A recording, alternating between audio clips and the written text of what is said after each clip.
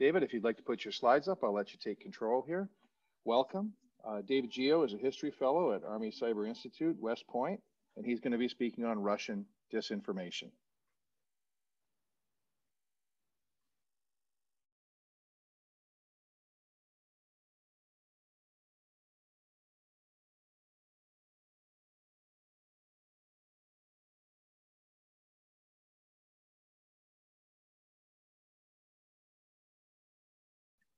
Hi, John. Hi, David. Sorry about that. I'm seeing a little waver in the slides, but there we go.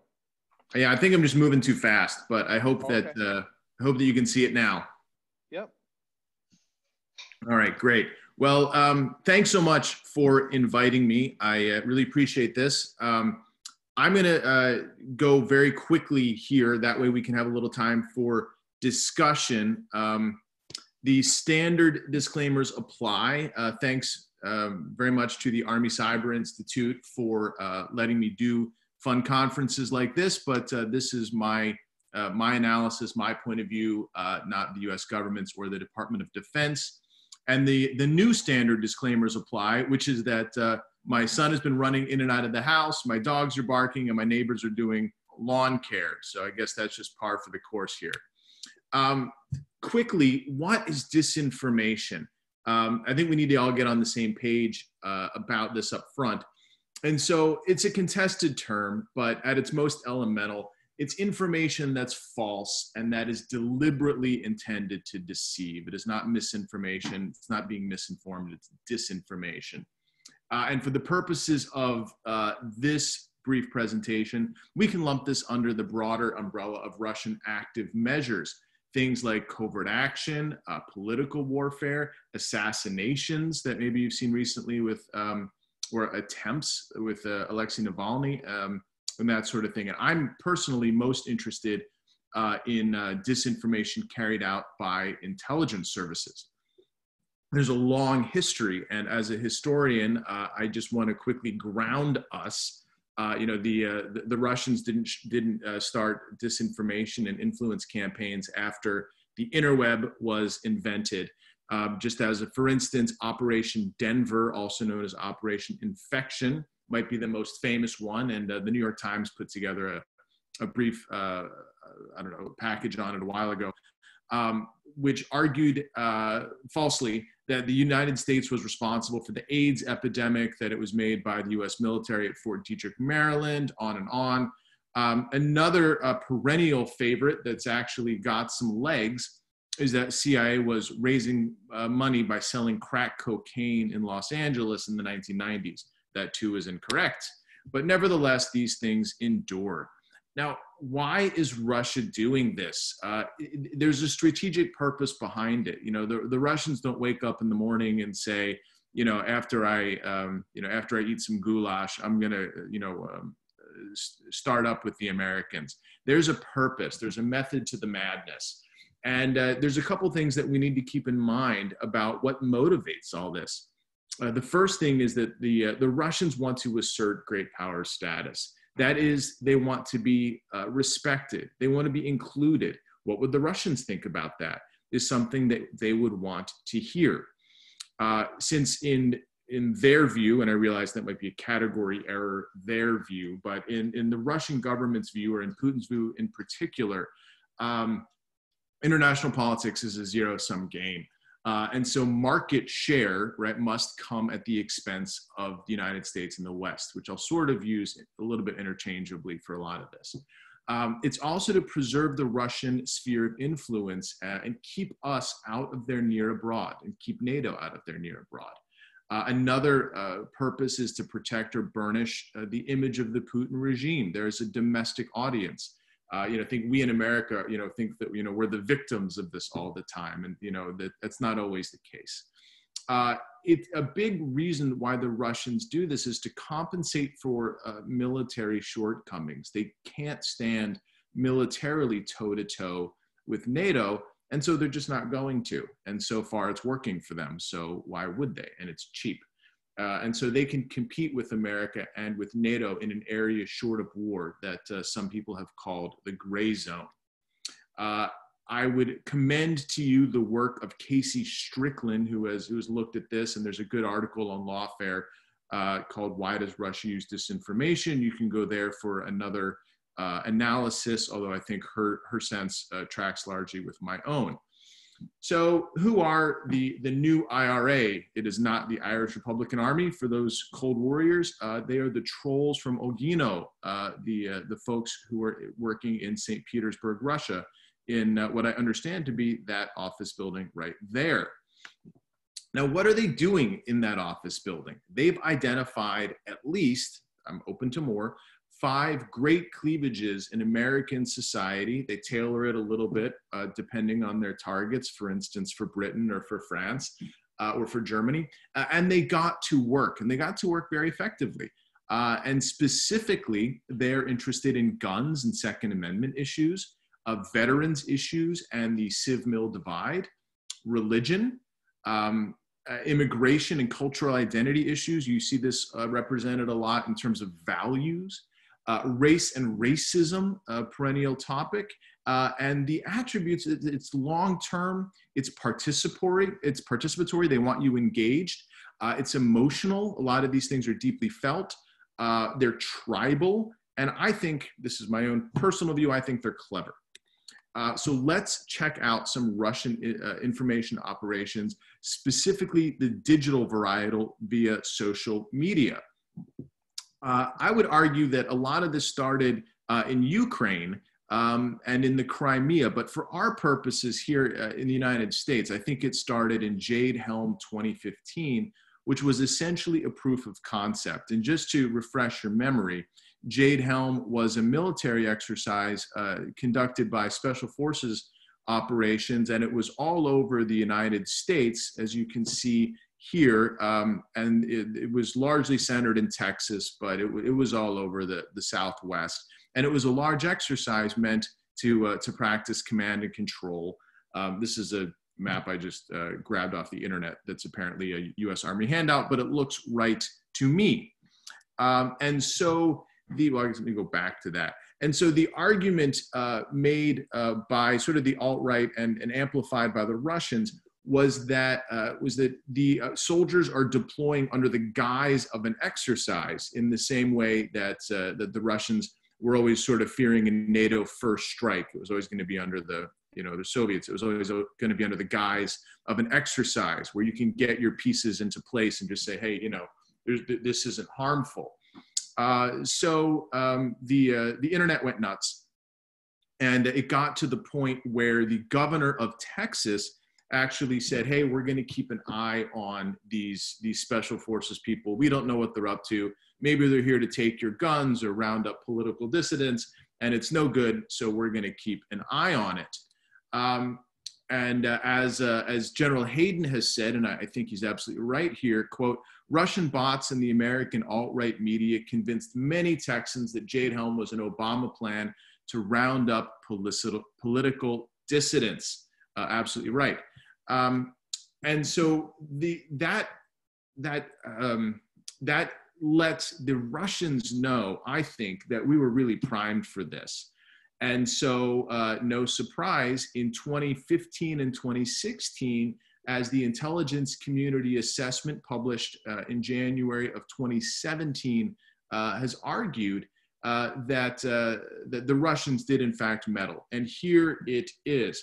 Key judgments: Russian efforts to influence the 2016 US presidential election represent the most recent expression of Moscow's long-standing desire to undermine the US-led liberal democratic order.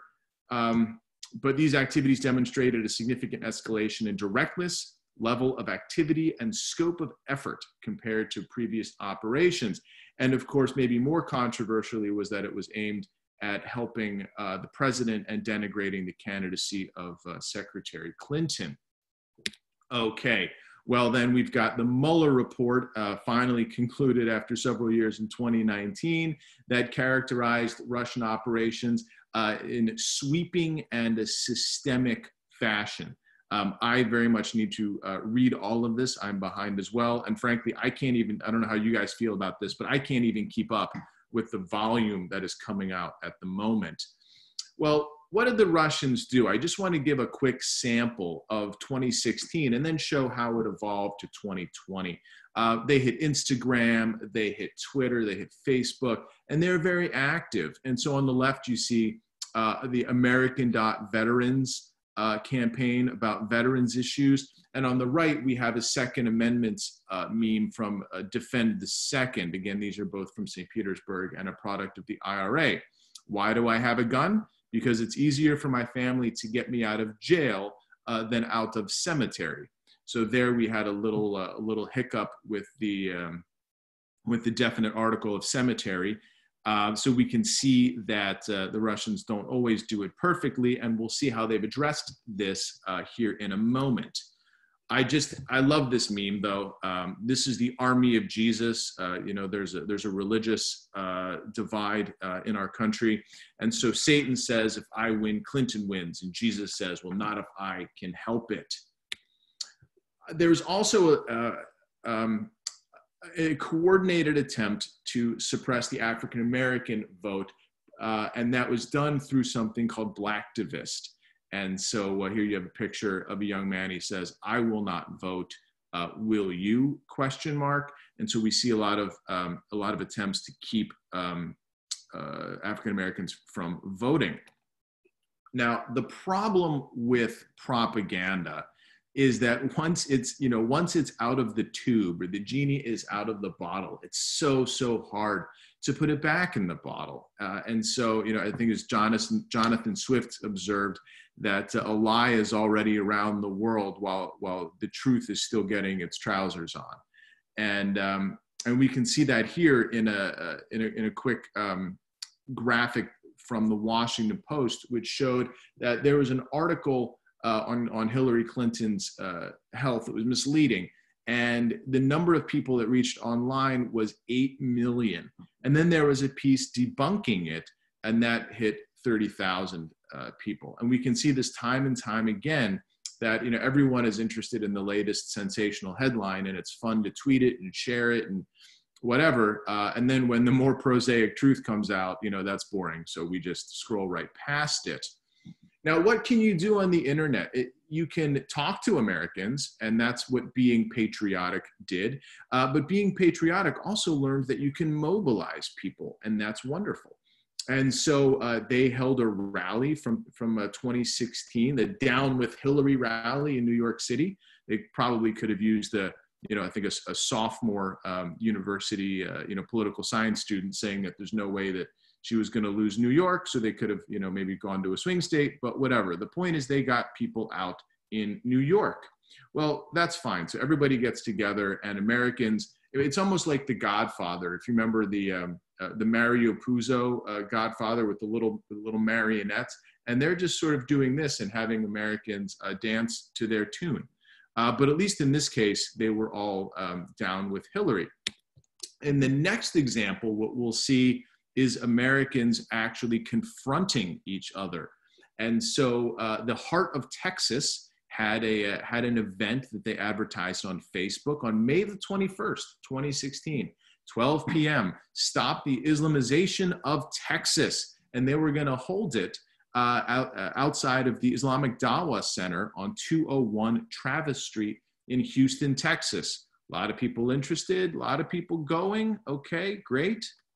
Well, turns out the United Muslims of America, I hasten to add also an IRA front, had a competing rally, Save Islamic Knowledge, for May the 21st at 12 p.m. in Houston, Texas. Again, you'll notice the same address, the Islamic Dawah Center at 201 Travis Street. Now, I have to emphasize as well that the actual Islamic Dawah Center had no knowledge of any of this whatsoever. So what is the result? The result is those old MasterCard commercials, something is, $200 and then, but the effect is priceless. And so what we have are competing rallies there outside of the Islamic Dawah Center. So that's Houston. And we've got, of course, the Save Islamic folks, the Save the Islamic Knowledge demonstration with, kill yourself and Nazi type things. And then, of course, the embrace of love from the other side as well, I said rhetorically. I'm told that there were actually guns at the event because Texas is an open carry state, but each side stayed across the street from the other, and it did not degenerate, but I'm quite confident that that's what the Russians wanted. Again, they're controlling American activity from thousands of miles away. Okay, so that's what happened. Heading into November, my assessment is that Russia has no intention whatsoever of slowing down information operations. The tactics have evolved, but the strategy remains the same. And I'll show you the new tactics here in a moment. As the CC, the Senate Select Committee on Intelligence, noted, quote, Russian disinformation efforts may be focused on gathering information and data points in support of an active measures campaign targeted at the 2020 presidential election. Even more than that, as it turns out. FBI Director Christopher Wray has said multiple times that Russia represents the most significant threat. Yes, we can talk about Iran or China or others, but Russia really is, they're the biggest threat, and they're the best at it for historical reasons. And so, you know, the FBI has gotten involved, and the Cybersecurity and Infrastructure Security Agency has gotten involved. This just from September the 22nd, a public service announcement issuing this announcement to raise awareness of the potential threat posed by attempts to spread disinformation regarding the results of the 2020 elections, foreign actors and cyber criminals. And hold that word foreign, we'll come back to that. You know, the New York Times got in the game with the story, CIA reasserts Putin is likely directing influence efforts to aid Trump. And you'll note here that the website says that the agency has moderate confidence in this. So, you know, in intelligence land, it's not high confidence, but that's not half bad either. So, okay, that's what they want to do. Well, what to expect when you're expecting Russian election meddling? A couple of things. Exaggerated stories of voter suppression, claims of widespread voter fraud, and I think there will be some rare instances of that, but the evidence will then be set out as evidence of widespread occurrence. There'll be narrative wars about what's really happening while votes are counted. We've heard you know, a number of times that you can't just stay up really late to see how Florida goes. It's going to take some time because of the mail-in ballots. Potentially cyber attacks on state election infrastructure, but even the claim would do, and I think even a probe would do, even if they're not changing votes, that's good enough for narrative warfare purposes. I think we have to separate reality from the narrative. You know, just as a, for instance, as a friend of mine said, what if Russians just mail some fraudulent ballots in, right? I mean, they're not bad at forgeries, and then the system will then be questioned by the loser. Well, what does this all amount to? It amounts to a potential widespread crisis of legitimacy for the outcome. Now, some other tactics that I promised you. On the left, we have PEACEDATA. The IRA, instead of putting out their own content, what they realized is that Americans and Brits and other native English speakers are more than happy to have their own personal political opinions trotted out as news and journalism. So here, look on the bottom. You know, we've got lots of good stuff about the U.S. So I'm looking at the bottom right here. This is just a screenshot I took. The U.S. policy of interference is fueling tensions in Europe. Overfunding of the U.S. military is driving climate change and white supremacist culture of war crimes, systemic racism, on and on. So these are real people. All the Russians don't have to put out the content. They just have to set up the platform, set up the I don't know, the mousetrap, and the Americans will put the cheese in there themselves. Well, then it turns out a couple days ago from the right, the NAEBC, the Newsroom for American and European-based Citizens, which is doing on the right what PEACEDATA was doing. I mean, I should really say the far right, and then PEACEDATA on the far left. Look at the masthead. There's a war on citizens, a war on heritage, a war on family, a war on faith, a war on law, and of course, our perennial favorite, media bias. And so if you look at the bottom, What they're trying to do is they're trying to invite real people to, quote, contribute to our mission, to feed the tribe, to drive that polarization. You can look here on the right-hand side, and you can look at some of the, I mean, I just grabbed this morning, you know, and the stories that are going, again, very much, you know, against Vice President Biden, very much against the left. One of the site contributors said, quote, a young and vibrant nascent European organization that'll be offering up fighting words against the degenerate left, stateside and on the continent, all in furtherance of our values. Again, we hear that all the time. Well, let's not overplay the Russians. I love to study the Russians. You know, I love to hate Russian efforts here. But the truth of the matter is that we do it to ourselves, and the Russians are just helping us along the way, right? They're not making us fight. They're just giving us the clubs that we use to politically beat our political opponents. And so disinformation endures even without Russian malign interference, because my view is that as a society, we've started to treat information, we've started to assign value to it, whether or not it accords with our political views and to what we can do with it, versus whether or not it's true. So here's just one example I grabbed, actually from a family member's internet page, or a social media page, that's got Ivanka Trump's footwear, and it says made in China, tariff exempt.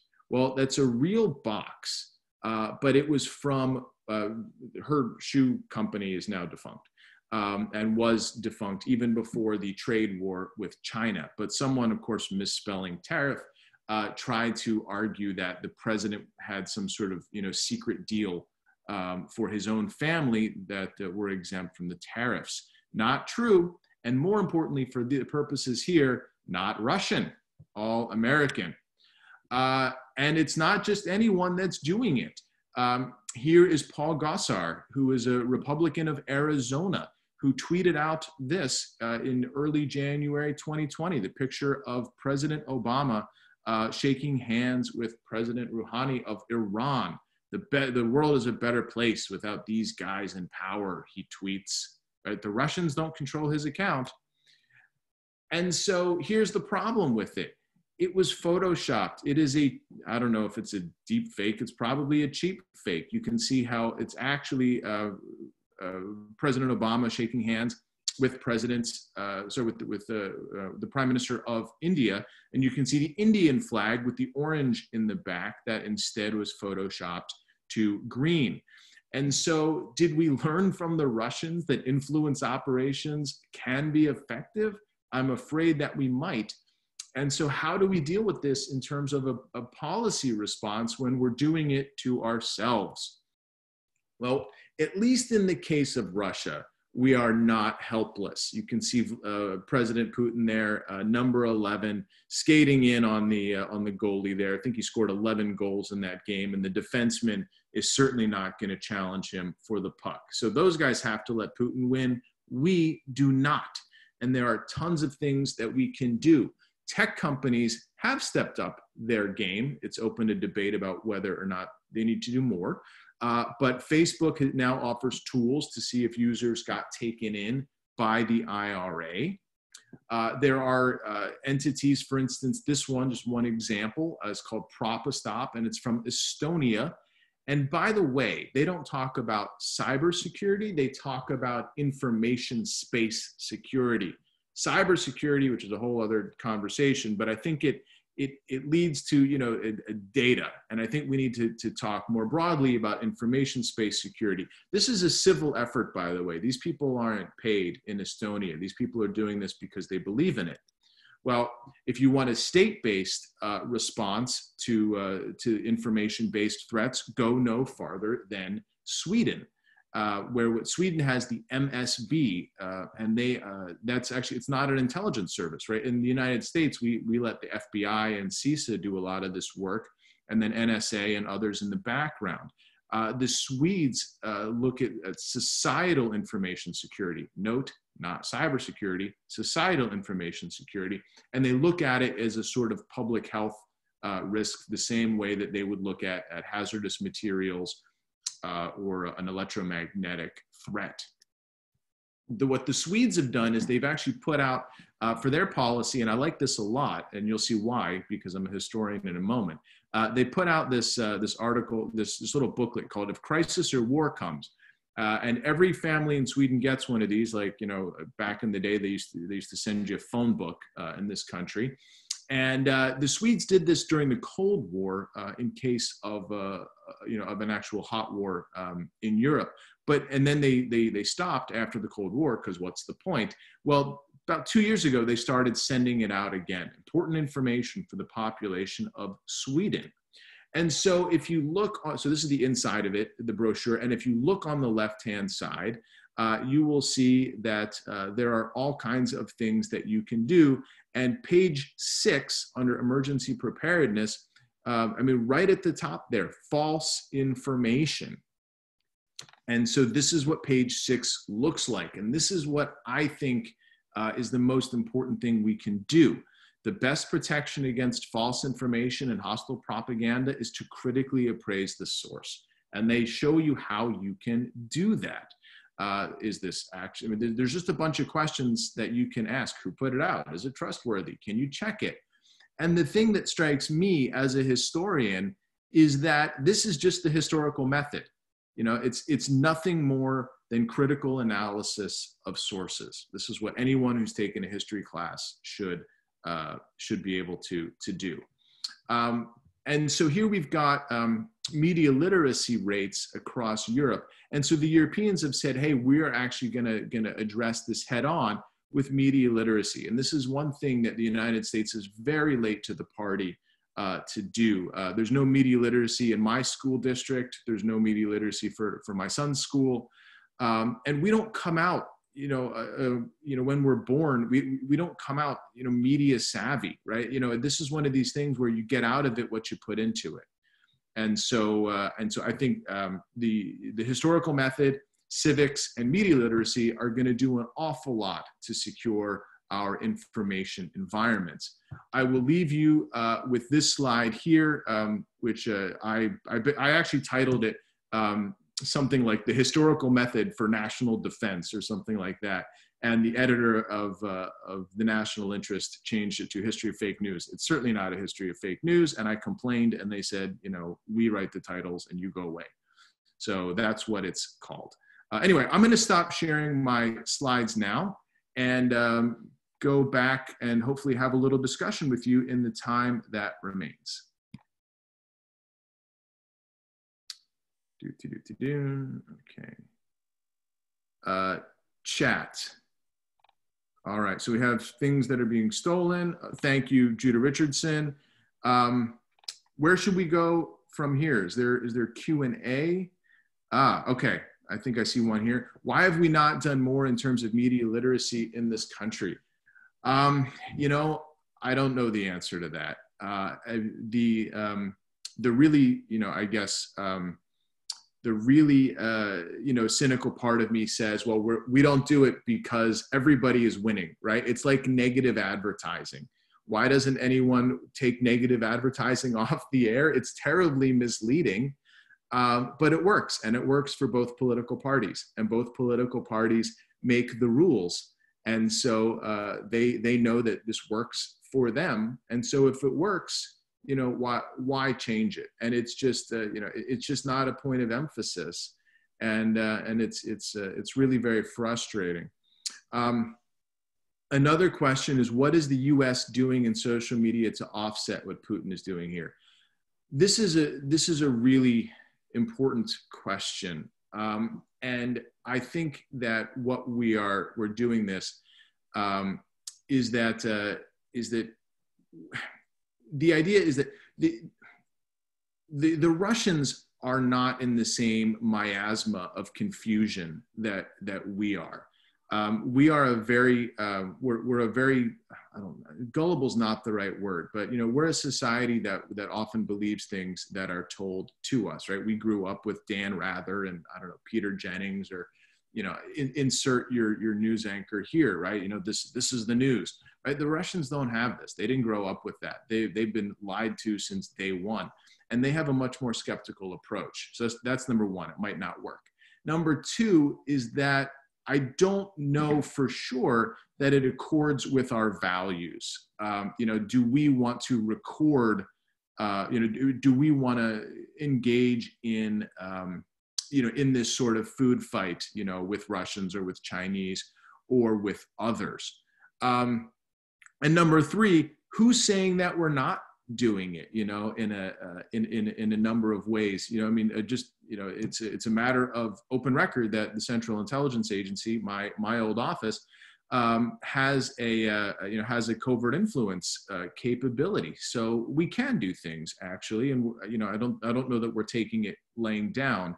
The State Department has the Global Engagement Center. I mean, there are things that folks are doing. And so I think the offense isn't necessarily the problem. I think we need to focus a lot on the defense at the moment. But I mean, deep down, I don't want to roll over for this. One of the things I'd love to do is start, blasting Putin's, bank accounts online. But I think, going back to the 2018 election in the fall, you'll remember that, NSA or Cybercom or somebody took the Internet Research Agency offline for a day or two. And that's a nice show of power, but that's not how information warfare works. That would be like, having an anti-vaxxer or something and like shutting up an anti-vaxxer that's talking for months on end and shutting them up for a day, right? Like, the message is out there. So I don't think the technical solution of shutting them down is going to work. Okay, we've got a lot to do here and not a lot of time. Was the fake news on 5G causing sickness also perpetuated by Russian trolls? So this is a great question. As far as I understand it, and I didn't show all of my slides, but there are efforts by the Russians that are totally overt. And so they pollute our information environment surreptitiously, but they also pollute our information environment totally in the open by the network now called RT, formerly called Russia Today, and they do it via Sputnik News. And so they don't have to do things covertly a lot of times. They make their own channels and say, this is what we do. Anonymous attendee, how do we educate the really uneducated, that people they don't want to use their judgment? It's a great question. It's frustrating for me to see, because I see it, with my own friends, and they will share things or reflexively tweet things that, these are people that might have a PhD or an MD or a JD. But they get ahead of themselves. And so I think what we all need to do is just take a breath. There are some efforts underway, though. Particularly, there are some efforts at public libraries. And I'm always hesitant to point out this research, but it turns out that the young people, I'm a Gen Xer myself, but the millennials, turns out they're not terrible at this, and they are a little bit media savvy. It's actually the baby boomer generation who are on Facebook and who are on Twitter who are the worst offenders. And so, for instance, there are public library efforts to try to get these folks as well. Okay, from Nick, given our constitution and culture, whose responsibility is it to set and enforce policies on media manipulation? What role, if any, can the government play? And wouldn't it be contrary to the law for them to play it? And can we do something public? And yeah, okay. This is a hugely intractable problem, which is why I enjoy speaking engagements, because it's just fun to talk about this stuff, and it's really important as well. I don't know whose responsibility it is. I do know that I don't want to make it the tech company's responsibility, because I want them to be better citizens and police their content and all that. But I don't want us to A, cross free speech guarantees, and B, I want people to be able to think for themselves, right? I don't want the government to protect me from lies. I don't want the government to protect me from harmful ideas or things that might confuse me. I want to develop the critical thinking muscle. That's the only way we're going to do it. If you remember, I was always fascinated when I was a youngster by National Geographic, and there was this tribe in Africa that had these necklaces, right, that elevated women's chins, and so their necks were like that long. Well, the net result of that is if you took that necklace off, like their necks would crack, right? Because they've not developed those muscles. And so I'm very, very wary about the government getting involved, policing media companies. That said, there are things that can be done, like the Honest Ads Act, which Congress has not acted on and they can act on. So there are plenty of things that Congress can do. I just saw a headline the other day that says that the CEO of Google and Facebook and Twitter, I think, are all coming back to testify in front of some Senate committee. So, this is an evolving space. I also do place some blame at media companies for the slow conflation over time of what you might call hard journalism or real journalism and opinion journalism. Right? When does that end? And so now we have sites like PEACEDATA or like this other far right site. They can only get away with that because Americans have forgotten the difference between news and opinion. This is something that I play with my son all the time. I say a statement and I give him news and I say, is that a fact or is that an opinion? And he's 7. And so this is what I'm trying to do in my own house. To try to address some of these issues. And I hope that we can inspire others to do this more broadly. Thank you so much. I'm getting the hook from John. I really appreciate the opportunity, and I'd be happy to engage with anyone further. I think my LinkedIn profile is on the conference invitation. Back over to you, John.